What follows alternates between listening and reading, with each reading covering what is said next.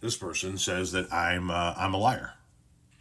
And I've been accusing them, the Republicans, of wanting to get rid of Social Security for several decades. It has never happened. It never will happen. Wise up.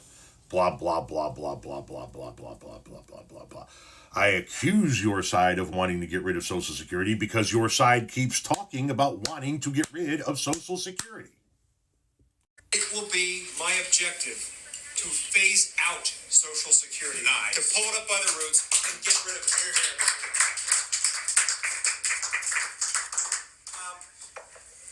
People who advise me politically always tell me that's dangerous, and I tell them, in that case, it's not worth my running. That's why I'm doing this, to get rid of that. Medicare and Medicaid are of the same sort and need to be pulled up. That's Senator Mike Lee, who told a private group of people that it will be his goal to phase out Social Security, pull it up by the roots and get rid of it, along with Medicare and Medicaid. And at the top of the screen, you saw him going, what? What the fuck is he talking about, when Joe Biden gave a State of the Union address and talked about how Republicans want to get rid of Social Security, Medicare, and Medicaid. He is just one of dozens of Republicans who have talked about it over the years. Mitch McConnell has talked about it several times over the years, about how our debt is driven by the big three entitlements: Medicare, Medicaid, and Social Security, and that we need to do something about that. We need to phase that back, get that down and under control.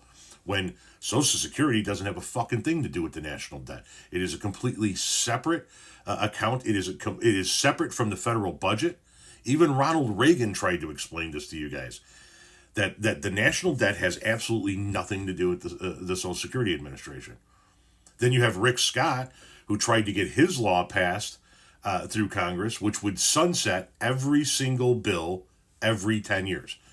Now, what that means is that every law that's ever passed gets re-voted on every decade.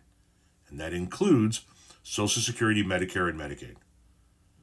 So can you imagine if Social Security sunsetted now as a result of that law being passed whenever? And I don't know how many years ago it was, but let's just assume it was 10 years ago. I know it wasn't, but let's assume it was. Let's say Rick Scott got his way 10 years ago. In a decade ago, in Congress, they pass a law saying that every bill sunsets in 10 years, and then you got to re-vote on it to reauthorize it. And now we're in 2025, and you have Donald Trump in the White House, and a Republican-controlled House, and a Republican-controlled Senate, and Social Security has sunset because of that law. It's gone away. Now we have to reauthorize it. Do you think the Republican House and Senate would pass it? Because I almost bet my house that they wouldn't. Nor would they do Medicare or Medicaid, because they wouldn't want to spend the money.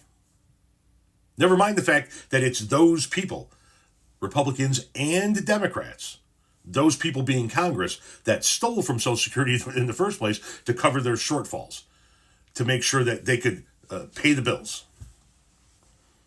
They wouldn't want to put that money back because, that would just cost too much money.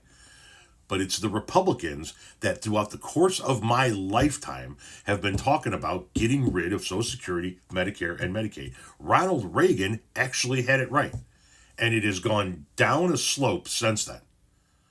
Talked about it. McConnell has talked about it. The speakers of the House have talked about it. I don't understand how you can't see it. And as far as it hasn't happened, and it's never going to happen.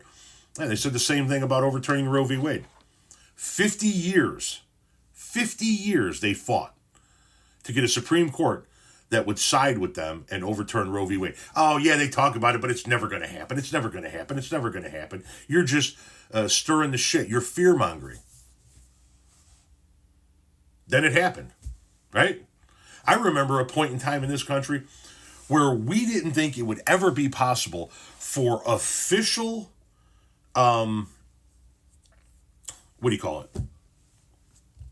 immunity would be granted to a president, where we would have a judiciary that would say, yeah, that president, right, that person right there is above the law. And it happened. I'd rather not wait and see if they do it. I'd rather not wait for it to go away and go, wow, they actually did that. We got to fight to reverse that. I'd rather fight to stop it now, especially since the ones that always talk about it are now the ones in control.